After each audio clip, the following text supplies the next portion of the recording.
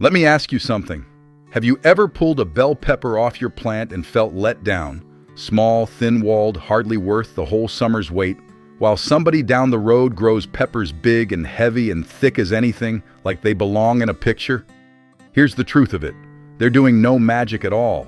They're just doing one or two simple things right from the start that most folks skip clean over. And today, I'll give you every one of them. I want you to stop and think about this for a second because it's the whole secret. A good pepper is made before the plant ever goes in the ground and in the first minutes after. Get the beginning right, the soaking, the depth, the little bit you feed the whole, and the plant does the rest near enough on its own. Get it wrong, and no amount of fussing later will fix it. Let me tell you who I am. My name is Jacob Miller. I'm an Amish farmer out in the Holmes County settlement here in Ohio, and my wife is Rebecca. These are plain, honest, old-fashioned ways. Nothing to buy but a couple of pennies worth, nothing wasted, the kind of good sense that grows a pepper worth eating. I'll grant the title its due honesty. Lost is a fair word, for these simple steps truly have been forgotten by most. But there's no secret trick here, only care done right from the beginning. Before we get into it, if you like learning the old ways of doing things, do two small things for me. Tap that like button down there. It helps this little channel more than you'd ever guess. And subscribe so you can keep learning right alongside Rebecca and me. That's all I'll ask. Now, let's grow some peppers. Here's how it'll go. First, the soak most folks skip, and it's the most important of all. Then planting at the right depth. Then the two things you put in the hole. Then the heartbreak of blossom end rot and how to stop it. Then the feeding that fattens the fruit. And last, giving them room. Number 1, the pre-planting soak. And this is the most important of all. Here is the very this the title speaks of, the one step nearly everybody skips. Most folks bring their young pepper plants home and put them straight in the ground.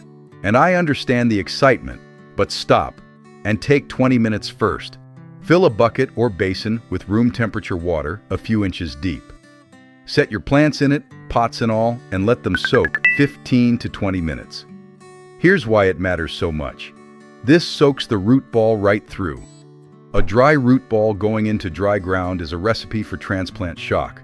And shock can set a plant back by weeks, so it sits there sulking instead of growing. Soak it first and it goes into the ground already drinking, its roots full and ready and never skips a beat.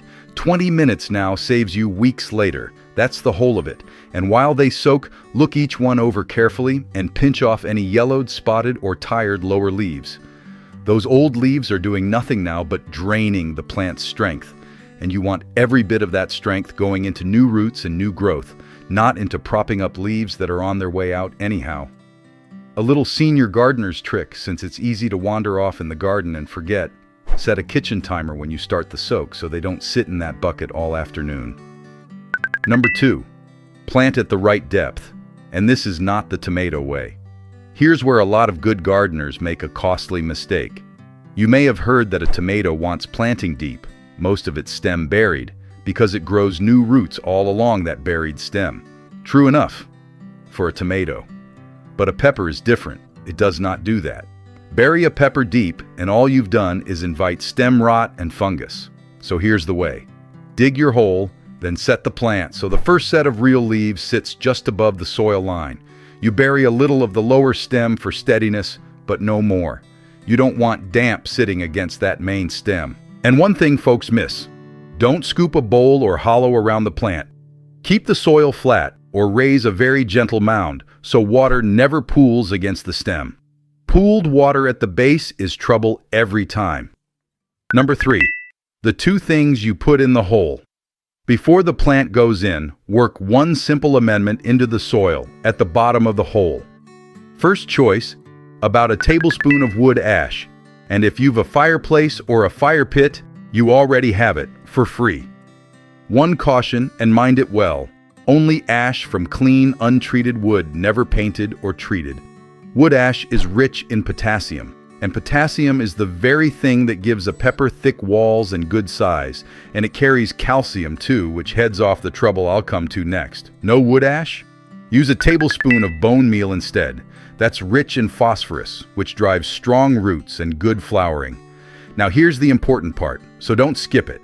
Mix that amendment into the soil at the bottom, then lay a thin inch of plain soil over it before you set the plant in. You don't want tender roots resting right on the concentrated stuff, or it'll burn them. Nutrients nearby and waiting, not touching. Then fill in around the plant and firm it gently with your hands, just enough to close the air pockets. Give it a light tug. If it wiggles loose, press the soil down a bit more. You want it snug and steady, but not packed hard, for roots need a little air to breathe. If you're growing in a raised bed, by the way, all of this is easier still, for you've better control of your depth and your drainage, which is one more reason a raised bed is a fine thing for peppers. Number 4. Stop blossom end rot before it starts. Let me tell you about the most heartbreaking trouble in growing peppers: blossom end rot. You'll see it as a dark, sunken spot on the bottom of the fruit while it's still growing, and it spreads until the pepper's ruined. Now, it looks like a disease, but it is not. It's a lack of calcium reaching the fruit. And here's the maddening part. Your soil may have calcium aplenty, but if your watering is uneven, the plant can't carry it where it's needed. Calcium travels through the plant with water. So when the soil swings from bone dry to soaked and back to dry, that delivery breaks down, and you get the rot. So the cure is twofold, and you've already done half of it. The wood ash put calcium right in the root zone. The other half is water. Steady, consistent watering so the soil stays evenly moist and never swings dry to drenched.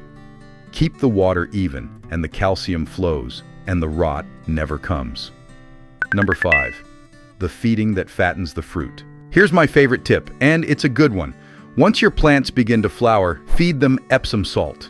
Dissolve a tablespoon in a gallon of water and water your plants with it once every 2 or 3 weeks all through flowering and fruiting. Epsom salt gives magnesium, and magnesium helps the plant make more of the green that turns sunlight into energy. And more energy means more flowers, more fruit, and thicker walls. A box of it costs $1 or $2 at any store, and you likely have some already. It's a small, cheap thing that makes a real difference in the size and the number of your peppers. Number 6, give them room. One last thing, and it's easy. Give your plants space, a good 1.5 to 2 feet apart. Crowd them, and they get poor air, more disease, and less sun on their lower leaves. Give them room to breathe, and they'll pay you back generously.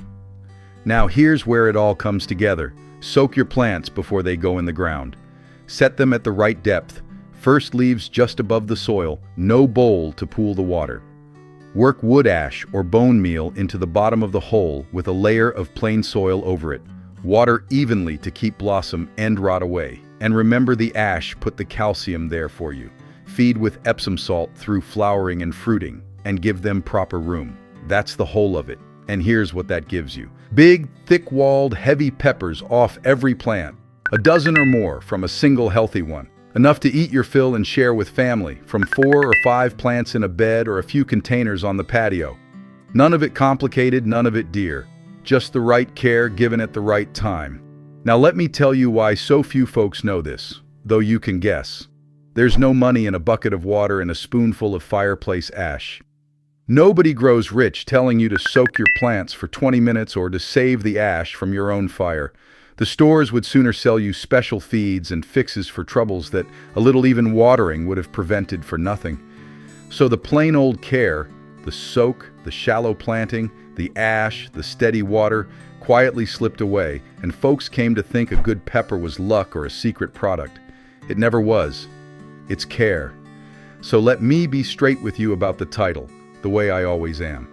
Lost Amish method. The steps truly are half forgotten. So lost is fair, and they're honest to how we do things. Cheap, simple, nothing wasted. But there's no secret and no magic, only doing the beginning right. And you must never plant without doing this first. That soak really is the one step I'd never skip, and the one most folks do. Do it, and you're already ahead. So here's what I'd have you do this week. When you go to set out your peppers, don't rush them into the ground. Fill a bucket, soak them 20 minutes, and drop a spoon of clean wood ash in each hole with a little soil over it before you plant. That's the whole difference, right there at the start. and you'll taste it come summer. And bring the little ones in on it.